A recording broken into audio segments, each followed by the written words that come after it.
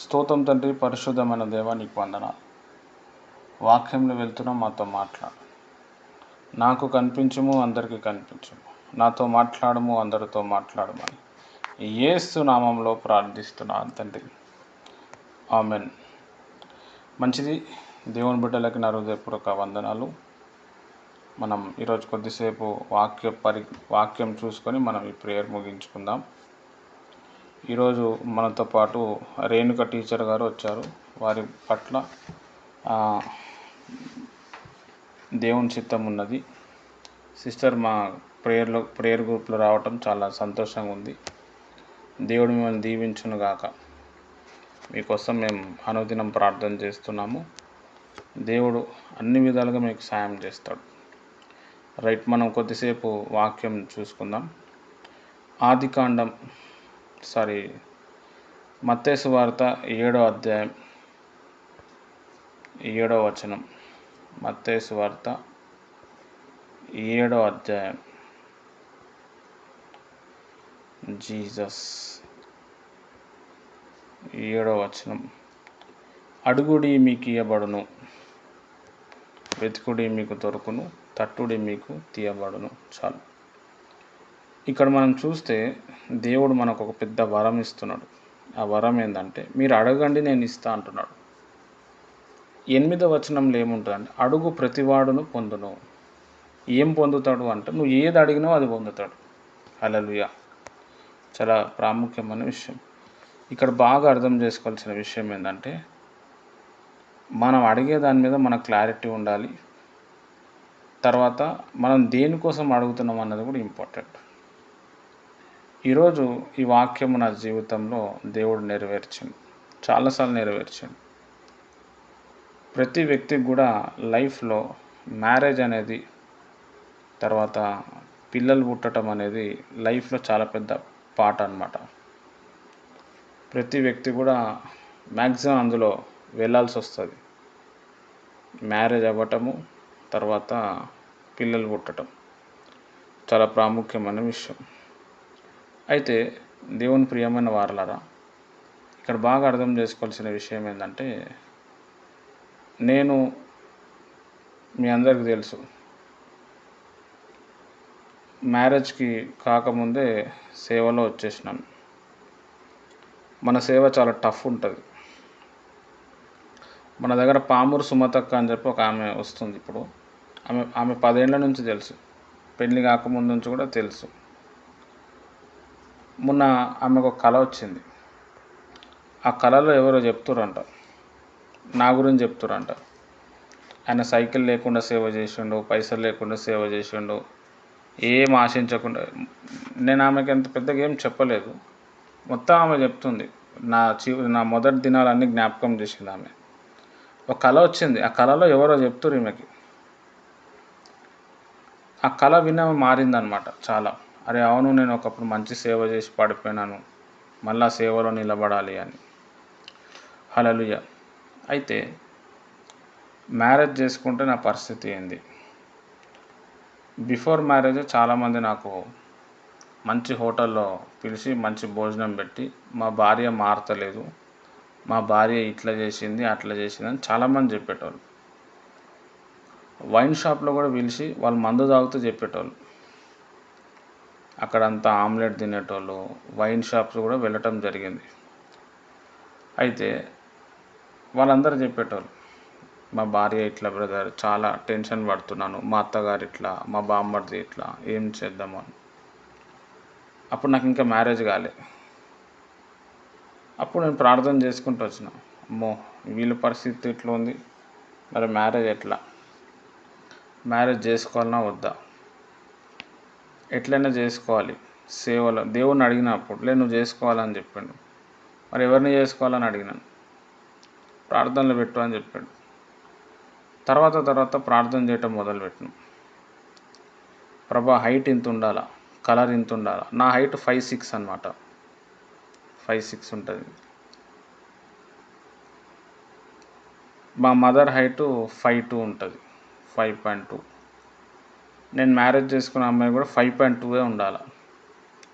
ఆమె కలర్ కొంచెం నల్లగా ఉండాలి. మా అమ్మ కూడా నల్లగానే ఉంటుంది. ఆమె ఇంటర్మీడియట్ వరకు చదువుకుంటే చాలు. నాకంటే ఎక్కువ భారము ఉండాలి. బాగా కష్టాల్లో ఉన్న ఫ్యామిలీలోకెళ్ళి పేదరికంలోకెళ్ళి రావాలి. ఇవి నా ప్రేయర్ పాయింట్స్ అనమాట. అన్ని బుక్‌లో పాయింట్స్ రాసుకున్నా నేను. 6, 7 పాయింట్స్ అట్లా రాసుకొని రోజు ప్రేయర్ చేసేటోడిని. ఉపవాసం ఉండి ప్రేయర్ చేసేటోడిని. పొద్దున్నుంచి సాయంత్రం వరకు వాటర్ తాగి ప్రేయర్ చేసేటోడిని. గుర్తొచ్చినప్పుడల్లా ప్రేయర్. అయితే బైబిల్‌లో ఏమని ఉందంటే, భార్య దొరికిన వాడికి మేలు దొరుకును అన్నది. ఒకరి జీవితం పతనం అయిపోవాలన్నా, ఒకరి జీవితం కట్టబడాలన్నా దాని వెనకాల భార్య పనితీరు ఉంటుందన్నమాట. అది బైబిల్ కూడా ఒప్పుకుంది. అయితే ప్రార్థన చేయంగా దేవుడు శ్వేత సిస్టర్ని చూపించాడు. వాళ్ళ ఫ్యామిలీ చాలా భయంకరమైన ఫ్యామిలీ అనమాట. మొత్తం పక్కా అన్యులాలు. ఈమె ఒక్కటే ప్రభుని నమ్ముకుంది. సండే స్కూల్కి వెళ్తుండే.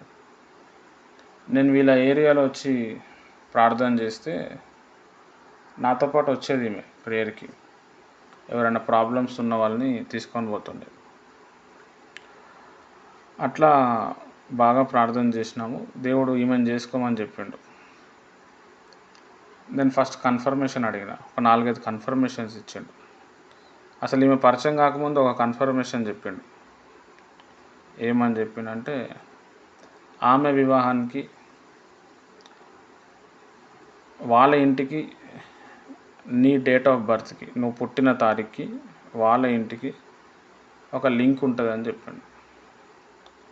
అయితే నేనేమనుకున్నాను, నన్ను పెళ్లి చేసుకుని ఆమె date of birth, birthday date same ఉంటుందేమో అనుకున్నాను. అయితే వీళ్ళిద్దరు అక్క చెల్లెలు, ఇద్దరు అన్నదమ్ములు అనమాట. వీళ్ళ అక్క ఉంది పెద్ద ఆమె. ఆమె మ్యారేజ్ డే నా బర్త్డే ఒకటే అనమాట.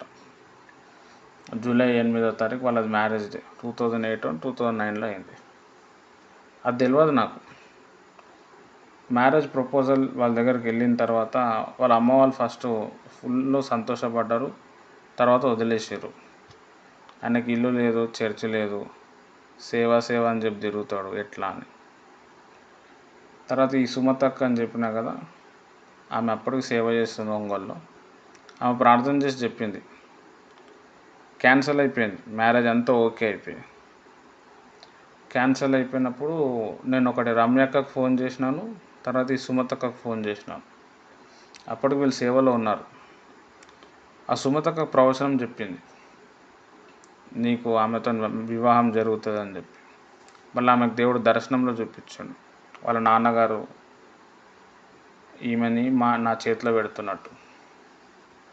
ఆమె అది కూడా చెప్పింది, నేను నీ మ్యారేజ్కి రాలేను, ఎందుకంటే నీ మ్యారేజ్లో లేను, నాకు అట్లా కనిపిస్తుంది, కానీ మ్యారేజ్ అవుతుంది. చాలా కన్ఫ్యూజన్ ఉండే. ప్రవచనం కూడా ఎట్లా నాకు వస్తుంది కదా, అట్లా వస్తుంది అనమాట ఆమెకు కూడా ప్రవచనం. తర్వాత దేవుడు సెట్ చేసిండు. మ్యారేజ్ టైంలో కూడా చాలా ప్రాబ్లమ్స్ ఫేస్ చేసినాం. మొత్తానికి మ్యారేజ్ అయిపోయింది. బ్రతికి పట్టగట్టినాం. హల్లెలూయా. నేను ఏదైతే ప్రేయర్ చేసినానో, ఎలాంటి గుణాలు నేను చేసుకున్న అమ్మాయికి ఉండాలా, సేమ్ అలాంటి గుణాలే ఉన్నాయి. గుణవంతురాలు లాంటి భార్య దొరకటం అరుదు. అట్టిది ముత్యము కంటే శ్రేష్టమైనదని సామెతల గ్రంథంలో చెప్పబడ్డది. సేమ్ అలాంటి భార్యనే దేవుడు ఇచ్చాడు. ఏ రోజు కూడా నాకు నువ్వు పైసలు తీసుకొస్తావు, అనవసరంగా నేను పెళ్లి చేసుకున్నా అని ఏ రోజు కూడా చెప్పలేదు ఆమె. ఉన్న దాంట్లోనే సరిపెట్టుకుంటూనే ఉంటుంది. వేరే వాళ్ళు ఎట్లుంటారంటే, భర్త ఎవరితోనా లేడీస్తో మాట్లాడితే డౌట్ పడుతూ ఉంటారు. ఆమెతో ఎందుకు మాట్లాడుతున్నావు అంటారు. ఈమె ఎప్పుడు అనలేదు ఇంతవరకు కూడా. పెళ్ళి 10 years అయింది. ఏ రోజు చెప్పలేదు. ఏ రోజు డబ్బుల కోసం టెన్షన్ పెట్టలేదు. ఎందుకంటే అప్పట్లో నాకు డబ్బులు వచ్చేది చాలా తక్కువ ఉంటాయి. నెల మొత్తంలో 600, 700 వస్తుండే. 1000 రూపాయలు ఏమో వస్తుండే 2014లో. 2014, 2015. ఇల్లు లేదు, ఉద్యోగం లేదు, చర్చి లేదు, మళ్ళీ మ్యారేజ్ అవుతుంది, పిల్లలు పుడతాయి, ఏమో ఉండే. కానీ నమ్మి వచ్చేసింది. వాళ్ళ ఇంటోళ్ళు వద్దన్నారు, ఆయనకి ఏం లేదు అని చెప్పి. ఏమి లేదని చెప్పినా కానీ దేవుడు ఈమెకు కూడా చూపించాడు, నాతో మ్యారేజ్ అయినట్టు. తర్వాత మేమిద్దరం కలిసి వాళ్ళ ఇంట్లో ఉన్న వాళ్ళకి కొంతమందికి ప్రార్థన చేస్తున్నట్టు. ఇక కన్ఫర్మేషన్ అయిపోయింది, మ్యారేజ్ అయిపోయింది. మ్యారేజ్ అయిన తర్వాత కూడా చాలా ఆర్థికంగా డిస్టర్బెన్స్ ఉండే, అన్నిట్లో దేవుడు నడిపించాడు. ఇప్పుడు కూడా చాలా ప్రాబ్లం ఫేస్ చేస్తూ ఉంటుంది సేవ విధానంలో. కానీ ఏ రోజు కూడా అనవసరంగా నేను చేసుకున్నా, ఏ రోజు కూడా చెప్పదు ఆమె, సంతోషపడుతుంటుంది. ఊర్లలో వెళ్తే కూడా లోపల చాలా బాధ ఉంటుంది, కానీ ఇక వెళ్ళాలి కదా అని చెప్పి వెళ్ళిపోతుంటుంది, పంపించేస్తూ ఉంటుంది. ఎప్పుడు కూడా వేడి వేడి అన్నమే తినిపిస్తుంది. ఎన్నిసార్లు కూర వండినా అన్నం వండినా నువ్వు వేసుకో, నువ్వు చెయ్యి అని చెప్పదు. ఈ మ్యారేజ్ అయినప్పుడు మా అమ్మకు బాగాలేకుండే, టీబీ వచ్చింది. అప్పుడు వివాహం కాకముందు ఒక పాస్టర్ గారు వచ్చారు. ఆయన ఏం చెప్పినట్టే మీ అమ్మ చనిపోతుంది అన్నాడు. నాకు కూడా అర్థమైంది. బైబిల్లో నేను ఆదికాండం చదువుతుంటే ఆదికాండం ద్వారా దేవుడు మాట్లాడుతూ వచ్చిండు. అప్పుడు మా అమ్మగారికి బాగాలేకుండే. అబ్రహాం వాళ్ళ భార్య సారా సారాకి పుట్టిన కొడుకు ఇస్సాకు పెళ్లి వయసు వచ్చినప్పుడు సారా చనిపోతుంది. తర్వాత రెబేకాను తెచ్చుకున్న తర్వాత ఇస్సాకు వాళ్ళ అమ్మగారిని మర్చిపోతాడు. ఆ దుఃఖంలోకి వెళ్ళి బాధ వస్తాడనమాట. అది చదివినప్పుడు నాకు కూడా అర్థమైంది, ఇక మా అమ్మ బతకదేమో, తర్వాత ఈమె చనిపోయిన తర్వాతనే వివాహం జరుగుతుందేమో అని అనుకున్నాను. కానీ రోజు ప్రార్థన చేసేటోడిని, అట్లా అవ్వద్దు ప్రభు, ఇట్లా. ఆ పాస్టర్ గారు కూడా వచ్చి చెప్పారు, మీ అమ్మ చనిపోతుంది అంటే అంత సీరియస్ కండిషన్లో ఉండే. నోట్లోకి వెళ్ళి బ్లడ్ వచ్చేది, సడన్లో బక్కగా అయిపోయింది, ఛాతీ లోపల పెద్ద ఇన్ఫెక్షన్, టీబీ వచ్చేసింది. ఇంకా మా నాన్న ఏమనంటే, నువ్వు సేవ అని చెప్పి తిరగకు, ఆమెను చూసుకుంటూ ఉండు, ప్రార్థన చేయండి. ఇక రోజు ఇంట్లో వంట చేయాలా, బట్టలు ఉతకాలా, ప్రార్థన చేయాలి. చేయంగా అది ఓకే అయిపోయింది, మ్యారేజ్ అయిపోయింది. ఈమె వచ్చిన తర్వాత కొంచెం హెల్ప్ దొరికింది మా అమ్మకి. మా అమ్మ ఆరోగ్యం కూడా మంచిగా అయిపోయింది. ఇప్పుడు జరిగేది 10 సంవత్సరాలు అయిపోయింది, దేవుడు కాపాడండి. అంటే ఆడ మరణగండం ఉండే, ప్రార్థన వల్ల దేవుడు తీసేసిండు. అడుగుడే మీకు ఇవ్వబడును, అడుగు ప్రతివానికి దొరకను. హల్లెలూయా. చాలా ప్రాముఖ్యమైన విషయం. ఇప్పుడు కూడా మీరు ఎవరైనా శ్వేత సిస్టర్ని అడగండి, లేకపోతే వాళ్ళ బంధువులు చుట్టాలని ఎవరినైనా అడగండి, నా గురించి చాలా హైలైట్గా చెప్తుంది. నేను ఏం తీసుకురాకపోయినా, ఏం చేయకపోయినా, ఆయన చేసుకొని అనవసరంగా నాశనం అయిపోయినాను ఎప్పుడు కూడా ఫీల్ అవ్వదు. వాళ్ళ అమ్మ వాళ్ళకు కూడా ఎంత కష్టం ఉన్నా కానీ పైసలు అడగదు, అడగదు. ఇంటి పరిస్థితి అసలు చెప్పదు. వేరే వాళ్ళైతే ఇంట్లో పోయి చెప్పేస్తారు. హల్లెలూయా. అది దేవుడు నాకు ఇచ్చిన ధన్యత. ఇవన్నిటికీ కారణం ఏంటంటే ప్రేయర్. తర్వాత వివాహం కాకముందే దేవుడు మాట్లాడుతూ, బైబిల్లో ఎక్కడైతే భార్య అనే మాట కనబడుతుండో దేవుడు స్వరం ద్వారా చెప్పేటోడు. ఇగో ప్రసంగి గ్రంథం, ఇదిగో సామెతల గ్రంథం, ఇగో ఈ వచనాన్ని నేను నీ జీవితం నెరవేర్చబోతున్నాను. ఆ వచనం ఏముందని చెప్పి చూస్తే అందులో భార్య గురించి ఉండేది. హల్లెలూయా. తర్వాత వాటి కోసం కూడా ప్రార్థన చేసేటోని. అట్లా దేవుడు అన్నీ కూడా ఏం చేసిండంటే నెరవేర్చుకుంటూ వచ్చాడు. బాబు పుట్టిండు, తర్వాత పాప పుట్టింది. ఇప్పుడు కూడా బండి కొనసాగుతూనే ఉంది, సేవ చేయటం, ప్రేయర్ చేయటం. నేను సిటీలో ఇక్కడ ఉంటే కూడా ఒక్కొక్కసారి 50-60 కిలోమీటర్లు తిరుగుతుంటాను, చాలా దూరం వెళ్ళొస్తుంటాను. నైటు అయితే కూడా నేను వచ్చేంత వరకు పడుకోదాన్ని, ప్రేయర్ చేసుకుంటూ ఉంటుంది, లేకపోతే అట్లా మామూలు చూస్తూ ఉంటుంది, ఫోన్లు చేస్తున్నాను. నేను వచ్చిన తర్వాతనే మళ్ళీ పడుకుంటుంది, అప్పుడు తిని పడుకుంటాం అన్నమాట. చాలా ప్రాముఖ్యమైన విషయం. వేరే వాళ్ళైతే చాలా టార్చర్ పెట్టేటోళ్ళు, ఎందుకంటే నాకు తెలిసిన సేవకుల భార్యలు ఉన్నారు.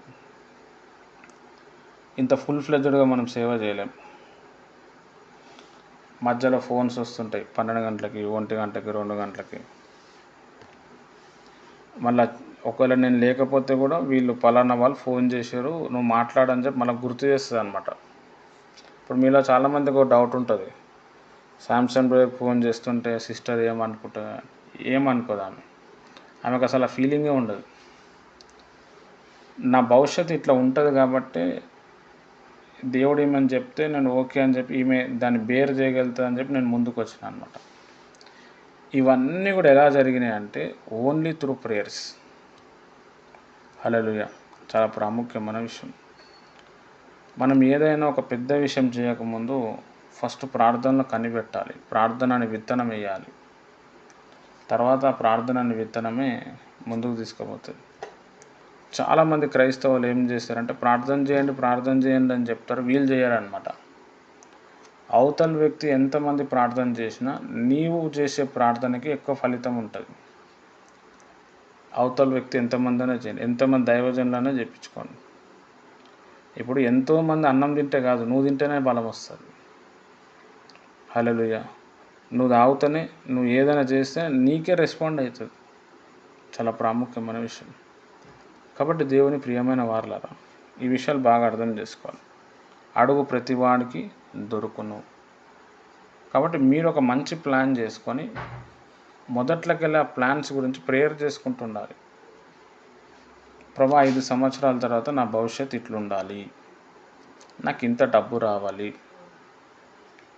పిల్లల వివాహ విషయంలో కావచ్చు, పిల్లల జీవితాలు కావచ్చు, ఇప్పటి నుంచి చేయాలి. చాలా ప్రాముఖ్యం. ఎందుకంటే బయట చాలా ఘోరమైన సిట్యువేషన్స్ ఉన్నాయన్నమాట. హల్లెలూయా. కాబట్టి మనం ఎంత ప్రేయర్ చేస్తామో, ప్రేయర్ రొటీనే కాకుండా ఆలోచించాలి దేనికోసం ప్రేయర్ చేయాలి. 1 సంవత్సరం తర్వాత నేను ఇది సంపాదించాలి, ఈ వరం కావాలి, ఇట్లా సేవ ఉండాలి, ఇట్లా అనుకొని ప్రేయర్ పాయింట్స్ రాసుకొని పొద్దున సాయంత్రం మధ్యాహ్నం చేయటమే. ఇంకా ఎవరికి చూపించదు ఆ ప్రేయర్ పాయింట్స్. అవన్నీ కూడా ఏమవుతాయంటే మన జీవితంలో నెరవేర్చబడతాయి. ఇప్పుడు కూడా శ్వేత వాళ్ళ ఇంటోళ్ళు కావచ్చు, బయట వాళ్ళు కావచ్చు, చాలా ఆశ్చర్యపోతారు. అసలు వీళ్ళు పని చేయరు, ఇంట్లోనే ఉంటారు, ఇల్లు ఎట్లా గడుస్తుంది, అసలు గొడవలే అవుతలే వీళ్ళకి. కొట్లాటలు కావా, గొడవలు కావంటే కావు. సంవత్సరంలో పెద్దగా ఒక్కసారి ఏమైనా గొడవ అవుతుందేమో, అదో 5 నిమిషాలు ఉంటుంది అంతే, తర్వాత ఏముండదు. చాలా ప్రాముఖ్యమైన విషయం. కాబట్టి నేను ఏమంటా అంటే ప్రేయర్ అనేది చాలా పవర్ఫుల్. ప్రార్థన చేసుకుంటారండి. మొదట్లోకెళ్ళి ప్రార్థన చేసుకుంటూ ఉంటే అప్పటికి ఆ ప్రాబ్లం వచ్చినప్పుడు అంత ఏం ఉండదు. హల్లెలూయా. చాలా ఇప్పుడు ఈ నెల ఉంది. ఇప్పుడు మనం ఈరోజు శనివారం రోజు ఎందుకు ప్రేయర్స్ చేస్తున్నామంటే రేపటి నుంచి మళ్ళా నెక్స్ట్ కొత్త వారం స్టార్ట్ అవుతుంది. ఆదివారము అని అంటే మొదటి వారంకి మొదటి రోజు, అక్కడ నుంచి శనివారం వరకు వారం అంతా లాస్ట్ ఉంటుంది. కాబట్టి ఈ వారాలన్నీ ఉంటాయి కాబట్టి దానికి మొదట్లో మనం ప్రార్థన చేస్తాం శనివారం. కాబట్టి మీరు కూడా ప్రేయర్లో గడపండి. ప్రతిదీ కూడా ప్రేయర్లో దేవుణ్ణి అడగండి. దేవుడి మాటలు దీవించును గాక. ఆమెన్.